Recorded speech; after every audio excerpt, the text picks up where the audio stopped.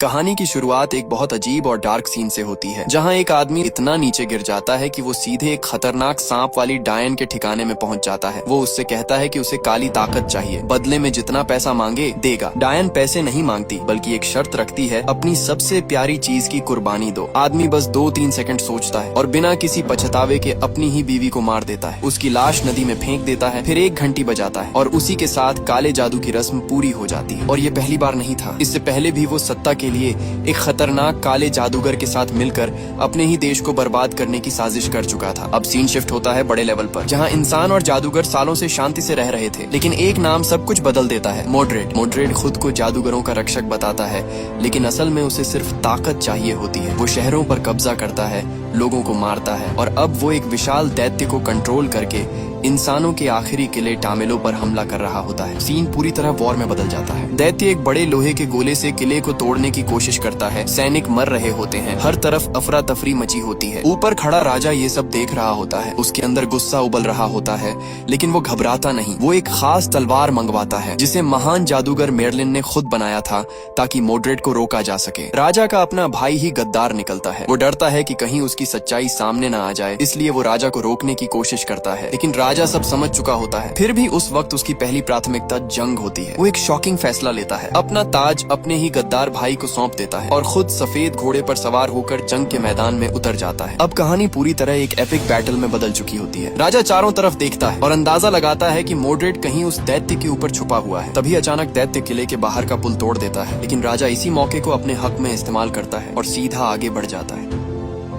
कहानी इस मोड़ पर पहुंचती है जहां राजा सीधे दैत्य की पीठ पर बने ठिकाने तक पहुंचकर मोड्रेड का सामना करता है। नीचे जंग जारी होती है, लेकिन ऊपर असली मुकाबला शुरू होता है। मोड्रेड को यकीन होता है कि एक इंसान उसका कुछ नहीं बिगाड़ सकता, इसलिए वो अपने काले जादू से राजा को जलाकर खत्म करने की कोशिश करता है। मगर इस बार उसकी चाल काम नहीं करती। जैसे ही राजा पवित्र तलवार पकड़ता है, उसमें नीली रोशनी चमकने लगती है और उसका रूप ही बदल जाता है। अब मोड्रेड भी समझ जाता है कि ये कोई आम लड़ाई नहीं है, इसलिए वो अपने बचाव में आग की दीवार खड़ी कर देता है, लेकिन राजा उस दीवार को चीरकर आगे बढ़ जाता है। लड़ाई अपने चरम पर पहुंचती है और आखिरकार मोड्रेड मारा जाता है। उसकी मौत के साथ ही दैत्य उसके कंट्रोल से आजाद हो जाता है और ऊपर मौजूद हमलावर नीचे गिरकर खत्म हो जाते हैं। धूल बैठने के बाद राजा टूटी हुई पुल के पार खड़ा नजर आता है, जिंदा और विजेता। लेकिन किले के अंदर बैठा गद्दार ये सब देखकर अंदर ही अंदर जल रहा होता है। खतरा खत्म होने के बाद दरबार लगता है, जहां जादूगरों और इंसानों के रिश्ते पर बहस छिड़ती है। कुछ लोग कहते हैं कि पहले की तरह शांति कायम रखनी चाहिए और मेरलिन की मदद को याद रखना चाहिए, जबकि वॉर्टिगन इसका विरोध करता है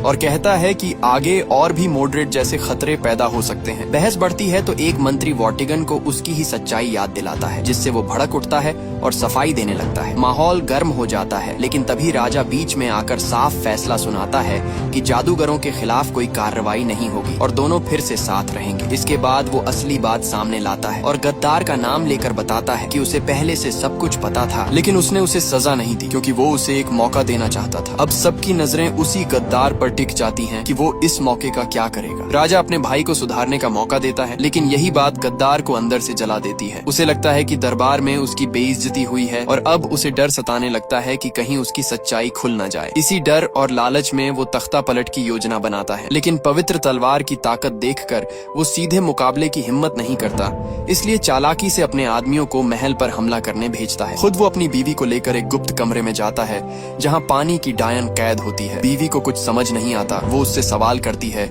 लेकिन जवाब देने के बजाय वो उसे गले लगाता है और अगले ही पल खंजर से मार देता है। मरते वक्त भी उसे सच्चाई का पता नहीं चलता और उसी कुर्बानी के बदले गद्दार को काली ताकत मिल जाती है। उधर महल में अफरा तफरी मच जाती है, सैनिक आपस में ही लड़ने लगते हैं, हर तरफ हमला हो रहा होता है। राजा हालात समझते ही रानी को जगाता है और कहता है कि वो बेटे आर्थर को लेकर तुरंत निकल जाए। तीनों किसी तरह बचते बचाते किनारे तक पहुंचते हैं, लेकिन वहां काले घुड़सवार उनका रास्ता रोक लेते हैं। इससे पहले कि राजा कुछ कर पाता, रानी को मार दिया जाता है। गुस्से और दर्द में राजा पवित्र तलवार निकालकर लड़ाई शुरू करता है। तलवार की टक्कर से जबरदस्त ताकत निकलती है, लेकिन दुश्मन ज्यादा ताकतवर होता है। ऊपर से बेटे की चिंता में राजा पूरी ताकत से लड़ भी नहीं पाता और इसी बीच तलवार उसके हाथ से छूटकर दूर गिर जाती है, सीधे आर्थर के पास। आर्थर कुछ पल हिचकिचाता है, फिर तलवार उठा लेता है, लेकिन उसकी धार उसके हाथ को काट देती है और एक खास निशान छोड़ जाती है। उधर राजा कमजोर पड़ता जा रहा होता है, फिर भी वो आखिरी दम तक दुश्मन को रोकता है और चिल्लाकर आर्थर को भागने के लिए कहता है। जब उसे यकीन हो जाता है कि उसका बेटा सुरक्षित निकल गया है, तब वो चैन की सांस लेता है। आखिरकार काला घुड़सवार उसे घातक चोट देता है और मरने से पहले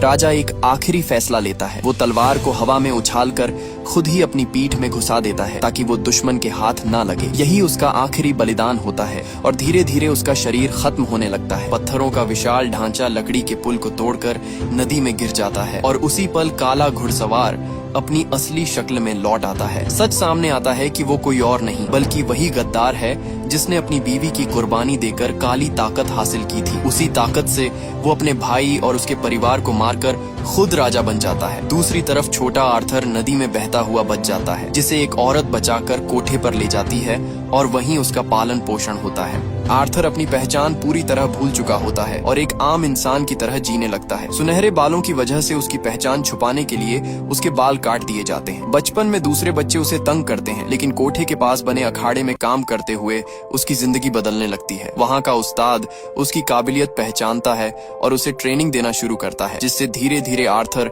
मजबूत और खतरनाक लड़ाका बन जाता है। उधर 15 सालों में गद्दार राजा और ज्यादा बेरहम हो जाता है। उसे सिर्फ काली ताकत चाहिए होती है, इसलिए वो राजकाज छोड़कर उसी के पीछे पागल हो जाता है। पानी की डायन के कहने पर वो डार्क टावर बनवाने का फैसला करता है, क्योंकि उसे यकीन होता है कि इससे उसे असीम ताकत मिलेगी। उसकी जुल्म की वजह से लोग उससे नफरत करने लगते हैं और बगावत को रोकने के लिए वो अपने सैनिकों को हर जगह लोगों को पकड़ने का हुक्म देता है। इसी बीच आर्थर को अजीब सपने आने लगते हैं, जिनमें एक काला घुड़सवार एक औरत को मारता है और कोई उसे भागने के लिए कहता है। ये सपने धीरे धीरे साफ होने लगते हैं। फिर अचानक एक दिन नदी में डूबी हुई पवित्र तलवार चमकने लगती है और पानी का स्तर तेजी से नीचे गिर जाता है, जिससे आने वाले बड़े बदलाव का संकेत मिलता है। नदी के बीच अचानक एक लोहे की तलवार खुद ब खुद जमीन में गड़ी हुई नजर आती है। आसपास के सिपाही उसे कोई कीमती पुराना खजाना समझकर उसे निकालने की कोशिश करते हैं, लेकिन पूरी ताकत लगाने के बाद भी तलवार जरा भी नहीं हिलती। तभी राजा वहां पहुंचता है और ये नजारा देखकर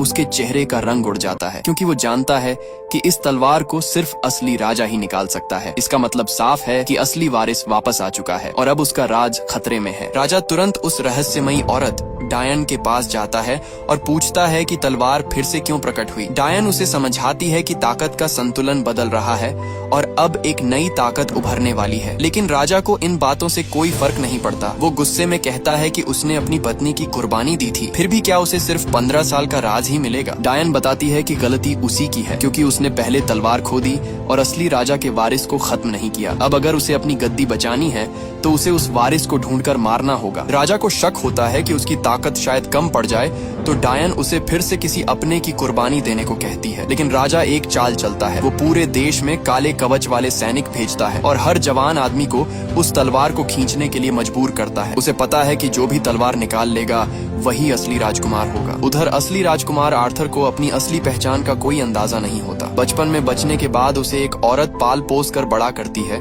और वो एक वेश्यालय में काम करने लगता है। एक दिन अचानक वहाँ काले सैनिक घुस आते हैं, क्योंकि उन्हें खबर मिली होती है कि कोई घायल बागी वहाँ छिपा हुआ है। अच्छी बात ये होती है कि सैनिकों का एक कप्तान आर्थर को जानता है, इसीलिए वो बड़ी तलाशी से बच जाता है। लेकिन तभी आर्थर को एक घायल आदमी छिपा हुआ मिल जाता है और दूसरों को बचाने के लिए वो उसे बाहर निकाल देता है। इसके बाद कप्तान आर्थर को अलग ले जाकर बताता है कि इन दिनों उसका नाम बहुत सुनने में आ रहा है और पूछता है कि कहीं उसने किसी गलत आदमी से दुश्मनी तो नहीं ले ली। अब आर्थर खुद सोच में पड़ जाता है कि आखिर उसके पीछे कौन पड़ा है। आखिरकार सच्चाई सामने आती है कि उसी सुबह कुछ गुंडे वाइकिंग लोग दुकान पर हमला करने आए थे। लूसिया को बचाने के चक्कर में आर्थर ने लगभग उनमें से एक को मार ही दिया था। तब कप्तान समझाता है कि ये लोग इतने बेखौफ इसलिए हैं क्योंकि उन्हें राजा का सहारा मिला हुआ है। अगर उनसे पंगा लिया तो सीधा बदला मिलेगा। उसी रात आर्थर को फिर से डरावना सपना आता है। अभी वो ठीक से संभल भी नहीं पाता कि उसका दोस्त उसे तुरंत भागने के लिए कहता है, क्योंकि वाइकिंग लोगों ने पूरे इलाके को घेर लिया होता है। वक्त रहते पता चलने की वजह से आर्थर बच निकलता है, लेकिन शहर से बाहर निकलते ही सैनिक उसे पकड़ लेते हैं। उसके हाथ पर कोई निशान नहीं होता, इसलिए उसे बाकी लोगों के साथ जहाज में डाल दिया जाता है और यहीं से उसकी किस्मत पलटने वाली होती है। अब आर्थर उन लोगों में शामिल हो जाता है जिन्हें तलवार निकालने के लिए लाया गया है। लाइन बहुत लंबी होती है, इसलिए वो जल्दी में आगे घुस जाता है। जैसे ही वो तलवार को देखता है, उसे अजीब सा अपनापन महसूस होता है। वो तलवार पकड़ता है और अचानक दोनों के बीच एक अजीब सी ताकत जाग जाती है। जैसे ही वो दोनों हाथों से तलवार पकड़ता है, तलवार चमकने लगती है और बिना ज्यादा मेहनत के आर्थर उसे आसानी से बाहर निकाल देता है। ये देखकर सारे सैनिक दंग रह जाते हैं, लेकिन तलवार की ताकत उसके शरीर से ज्यादा होती है और वो वहीं बेहोश होकर गिर जाता है। जब उसे होश आता है तो वो खुद को कैद खाने में पाता है। सामने खड़ा होता है राजा, उसका चाचा। 15 साल बाद ये मुलाकात किसी इमोशनल सीन जैसी नहीं होती, बल्कि पूरी चालाकी और साजिश से भरी होती है। राजा उसे बताता है कि वो पुराने राजा का बेटा है, लेकिन आर्थर इस बात को मानने से इनकार कर देता है। वो कहता है कि वो तो बस एक आम इंसान है जो बचपन से ही वेश्यालय में पला बढ़ा है। राजा उसे समझाता है कि इस तलवार को सिर्फ असली राजा या उसके खून के वारिस ही निकाल सकते हैं और यही सबसे बड़ा सबूत है। आर्थर जान बचाने के लिए कहता है कि वो हमेशा के लिए गायब हो जाएगा, लेकिन राजा उसकी बात पर भरोसा नहीं करता। उसे पता है कि आर्थर भी उसी की तरह ताकत और सत्ता का भूखा बन सकता है। अगर उसे छोड़ दिया तो वो एक दिन वापस आकर सब कुछ छीन लेगा। अब आर्थर को एहसास हो जाता है कि शायद इस बार वो बच नहीं पाएगा। वो जमीन पर बैठा हुआ पहली बार पूरी तरह टूट जाता है। इसी बीच एक लोहार की दुकान में नीले कपड़े पहने एक रहस्यमयी औरत पहुंचती है और कहती है कि उन्हें मिलकर काम करना होगा। लोहार, जो पुराने राजा का वफादार होता है, बिना ज्यादा सोचे मान जाता है, क्योंकि वो जानता है कि अगर आर्थर राजा के हाथ लग गया तो उसका बचना नामुमकिन है। उधर राजा आर्थर को चुपचाप मारने के बजाय उसे सबके सामने बेइज्जत करना चाहता है। वो उसे जेल से बाहर लाता है और उसकी आंखों के सामने उस औरत को मार देता है जिसने उसे बचपन से पाला था। फिर बाकी लोगों की जान को दांव पर रखकर आर्थर को मजबूर करता है कि वो सबके सामने खुद को झूठा और कायर माने। इसी बीच जब उसे फांसी दी जाने वाली होती है, तभी अचानक डायन जादू शुरू करती है। आसमान से बाज नीचे आकर हमला करने लगते हैं। घोड़े और कुत्ते बेकाबू हो जाते हैं और पूरा माहौल अफरा तफरी में बदल जाता है। इस मौके का फायदा उठाकर बगावती लोग आर्थर को छुड़ा लेते हैं और तलवार लेकर भाग जाते हैं। सैनिक पीछा करते हैं, लेकिन वो लोग पहले से प्लान बनाकर समुद्र में कूद जाते हैं और बच निकलते हैं। बाद में आर्थर को उनके ठिकाने पर लाया जाता है, जहाँ उसकी मुलाकात उसी आदमी से होती है जिसे उसने पहले सैनिकों के हवाले किया था। वो अब आजाद है और बगावत का हिस्सा बन चुका है। आर्थर साफ कह देता है कि उसे इस लड़ाई से कोई मतलब नहीं, वो बस अपनी पुरानी जिंदगी में वापस जाना चाहता है। लेकिन बगावती जानते हैं कि बिना उसके ये जंग जीती नहीं जा सकती। जब उसे तलवार पकड़ाई जाती है तो उसके दिमाग में फिर वही डरावनी यादें आने लगती हैं और वो दोबारा बेहोश हो जाता है। डायन उसके दिमाग में झांकती है और पता चलता है कि बचपन में उसने अपने माँ बाप की मौत देखी थी और वही काला योद्धा उसकी सबसे बड़ी डर बन गया है। अब डायन बताती है कि अगर आर्थर को सच में राजा बनना है तो उसे अपने डर का सामना करना होगा। इसके लिए उसे एक खतरनाक जगह, अंधेरी दुनिया में जाना पड़ेगा, जहां वो परीक्षा से गुजरेगा। जैसे ही जादू किया जाता है, आर्थर अचानक उस रहस्यमयी अंधेरे लोक में पहुंच जाता है और यहीं से उसकी असली परीक्षा शुरू होती है। जैसे ही आर्थर उस अंधेरी दुनिया में आगे बढ़ता है, अचानक उसका सामना एक खौफनाक 18 मीटर लंबे अजगर से हो जाता है। वो डर के मारे पीछे हटता है और एक गुफा के पास पहुंच जाता है, लेकिन अजगर रुकने का नाम नहीं लेता। तभी अचानक अंधेरे से एक विशाल चमगादड़ झपट्टा मारकर अजगर को उठा ले जाता है। खतरा टल जाता है, लेकिन आर्थर समझ जाता है कि अब वो खुद भी किसी शिकारी का शिकार बन चुका है। वो चमगादड़ उसे भी हवा में उठा लेता है, लेकिन आपस की लड़ाई में उसे मौका मिल जाता है और वो किसी तरह नीचे गिरकर बच निकलता है। नीचे आते ही आर्थर आग जलाता है ताकि खुद को बचा सके, लेकिन रोशनी में उसे और भी खतरनाक नजारा दिखता है। एक और विशाल अजगर जो पहले वाले से भी ज्यादा डरावना होता है। किस्मत से वो उस वक्त हमला नहीं करता और आर्थर वहां से निकल भागता है। पहाड़ का रास्ता खतरनाक देखकर वो पानी के रास्ते जाने का फैसला करता है, लेकिन वहां उसे कुत्ते से भी बड़े चूहे मिल जाते हैं। हर तरफ मौत का खतरा झेलते हुए आखिरकार वो अपनी मंजिल तक पहुंच ही जाता है, लेकिन यहाँ भी सुकून नहीं मिलता। धुंध में छिपे भेड़ियों का झुंड उसे घेर लेता है। उनकी आंखें हरी चमक रही होती हैं और साफ पता चल रहा होता है कि वो बहुत भूखे हैं। उसी वक्त आर्थर पवित्र जगह तक पहुंचता है, तलवार को दोनों हाथों से पकड़कर वहां रखता है। तलवार की ताकत से न सिर्फ भेड़िए पीछे हट जाते हैं, बल्कि आर्थर की खोई हुई यादें भी वापस आ जाती हैं। उसे सच पता चलता है, उसके माता पिता का कातिल कोई और नहीं बल्कि उसका खुद का चाचा राजा है। इस परीक्षा को पार करने के बाद आर्थर वापस असली दुनिया में लौट आता है। डायन उसे बताती है कि राजा अब एक अंधेरा टावर बना रहा है और जैसे जैसे वो टावर ऊंचा होता जाएगा, उसकी ताकत भी बढ़ती जाएगी। अगर वो पूरा बन गया तो राजा को अजेय ताकत मिल जाएगी। फिर कहानी 15 साल पहले की तरफ जाती है, जब इंसानों और जादूगरों के बीच जंग हुई थी। उसी दौरान राजा ने एक खतरनाक जादूगर से हाथ मिलाया था ताकि वो पुराने राजा को हराकर सत्ता हासिल कर सके। लेकिन बाद में एक और जादूगर ने उस ताकत को रोकने के लिए उसी जादुई डंडे को तलवार में बदल दिया, वही तलवार जो अब आर्थर के पास है। और उसने उस पर एक नियम भी लगा दिया कि उसे सिर्फ असली राजा या उसके खून का वारिस ही इस्तेमाल कर सकता है। जब आर्थर ये सब जान लेता है तो उसका गुस्सा और बढ़ जाता है। अपने माता पिता और उसे पालने वाली औरत का बदला लेने के लिए वो अब तैयार हो जाता है। वो बगावतियों के साथ मिलकर राजा को खत्म करने का फैसला करता है, लेकिन वो जानता है कि सीधी लड़ाई में जीतना नामुमकिन है, इसलिए वो चालाकी से प्लान बनाने का फैसला करता है। कोई सुझाव देता है कि दूसरे राजाओं से मदद ली जाए, लेकिन आर्थर मना कर देता है क्योंकि उसे पता है कि इस खेल में धोखा किसी भी मोड़ पर मिल सकता है। अब असली जंग शुरू होने वाली है। काफी सोचने के बाद आर्थर एक चाल चलता है। वो फैसला करता है कि राजा को उसके सबसे कमजोर पॉइंट पर चोट पहुंचाकर बाहर निकाला जाए। राजा की सबसे बड़ी कमजोरी होती है उसका बनता हुआ डार्क टावर, इसलिए आर्थर उसकी सप्लाई पर हमला करवाता है। खाने की नाव डुबो दी जाती है, गुलामों की टोली पर हमला होता है, यहाँ तक कि उसका पसंदीदा महल भी जला दिया जाता है। ये सब देखकर राजा गुस्से में खुद लंदन निकल पड़ता है। बगावती लोगों को अंदर से खबर मिल जाती है और वो प्लान बनाते हैं राजा पर हमला करने का। लेकिन आर्थर अब भी तलवार की ताकत को कंट्रोल नहीं कर पा रहा होता। डायन उसे समझाती है कि वो डर से नहीं बल्कि सच्चाई से भाग रहा है, और जब तक वो खुद अंदर से इसे स्वीकार नहीं करेगा तब तक तलवार उसकी नहीं बनेगी। 3 दिन बाद राजा सच में आता है। आर्थर और उसके साथी नदी किनारे छिपकर इंतजार करते हैं। जैसे ही मौका मिलता है तीर चलाने की तैयारी होती है, लेकिन आर्थर को कुछ गड़बड़ लगती है और वो सबको रोक देता है। पता चलता है कि वो असली राजा ही नहीं था बल्कि एक चाल थी। नकली आदमी को आगे रखकर असली राजा पीछे छिपा हुआ था। दरअसल राजा को पहले से ही पता था कि उसके बीच कोई गद्दार है, इसलिए उसने ये जाल बिछाया था ताकि सारे बगावती एक साथ फंस जाएं। अब हालात बिगड़ जाते हैं। चारों तरफ से सैनिक घेर लेते हैं और आर्थर को अपने साथियों के साथ लड़ते हुए पीछे हटना पड़ता है। वो लोग भागते हुए एक पुराने ट्रेनिंग वाले अड्डे अखाड़े में घुस जाते हैं और वहाँ से निकलने का रास्ता ढूंढते हैं, लेकिन राजा ने पहले से ही पूरा जाल बिछा रखा होता है। तीरंदाज हर तरफ से हमला करने लगते हैं। आर्थर नहीं चाहता कि उसके कारण बाकी लोग मारे जाएं, लेकिन वहाँ मौजूद सभी लोग खुद लड़ने के लिए तैयार हो जाते हैं क्योंकि वो भी राजा की जुल्म से तंग आ चुके होते हैं। तभी लड़ाई के बीच डायन को पकड़ लिया जाता है। ये देखकर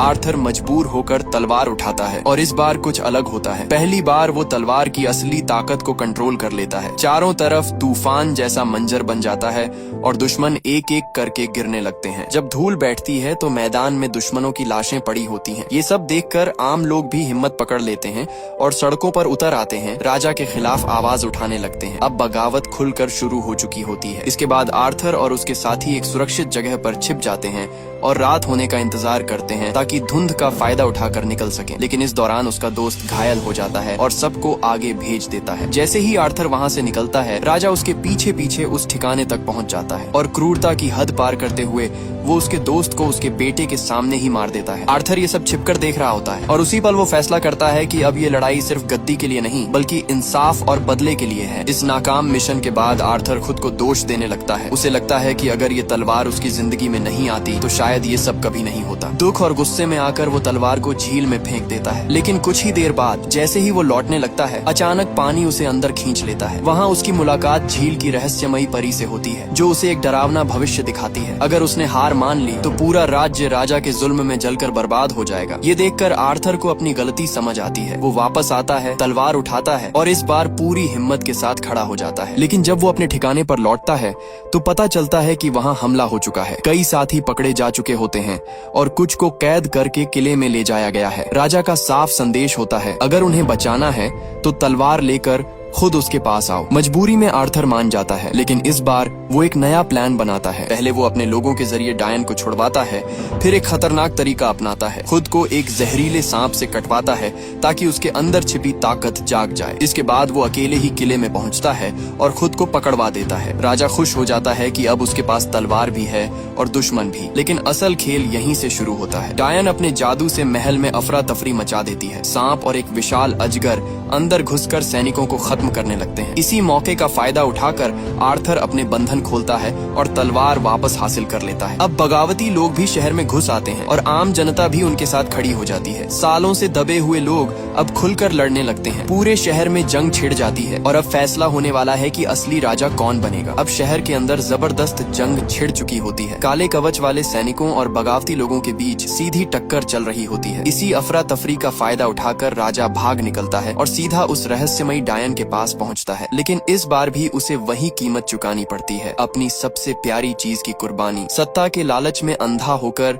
वो अपनी ही बेटी की बलि दे देता है और बदले में उसे फिर से काले योद्धा की भयानक ताकत मिल जाती है। उधर आर्थर तलवार के साथ पूरे शहर में दुश्मनों को हराता हुआ आगे बढ़ रहा होता है। जो भी उसके सामने आता है वो टिक नहीं पाता। आखिरकार वो उस काले टावर तक पहुंच जाता है जिसे खत्म करना सबसे जरूरी होता है, लेकिन जैसे ही वो उसे तोड़ने की कोशिश करता है, अचानक एक तेज रोशनी उसे दूसरी जगह ले जाती है, एक सुनसान द्वीप पर, जहां उसका सामना एक बार फिर उसी काले योद्धा यानी अपने चाचा से होता है। अब दोनों के बीच आखिरी लड़ाई शुरू होती है। काला योद्धा बेहद ताकतवर होता है, उसके हर वार में जानलेवा ताकत होती है। शुरुआत में आर्थर पूरी तरह दब जाता है, उसे बुरी तरह हराया जाता है और वो बेहोश हो जाता है, लेकिन इसी हालत में वो अपने अतीत में पहुंच जाता है, उसी पल में जब उसके पिता मारे गए थे। इस बार वो भागता नहीं बल्कि तलवार पकड़कर अपने पिता को बचाने की कोशिश करता है। तभी उसे समझ आता है कि वो हमेशा डर से भागता रहा और यही उसकी सबसे बड़ी कमजोरी थी। जैसे ही वो इस सच को स्वीकार करता है, उसकी ताकत कई गुना बढ़ जाती है। वो वापस होश में आता है और इस बार पूरे आत्मविश्वास के साथ लड़ाई करता है। अब हालात पलट जाते हैं। वो हर वार को रोकता है, जवाब देता है और आखिर में एक जोरदार हमला करके काले योद्धा को खत्म कर देता है। इसी के साथ उसका चाचा भी अपनी लालच और क्रूरता की सजा पा जाता है। इसके बाद आर्थर वापस जाकर उस काले टावर को पूरी तरह तबाह कर देता है। सालों से फैला हुआ अंधेरा खत्म हो जाता है और राज्य आजाद हो जाता है। लोग उसे अपना असली राजा मान लेते हैं। आखिरकार आर्थर ताज पहनता है और अपने साथियों के साथ एक नई शुरुआत करता है, जहां वो इंसाफ और सच्चाई के साथ राज करता है। और इसी के साथ इस कहानी का यहीं पर दी एंड हो जाता है।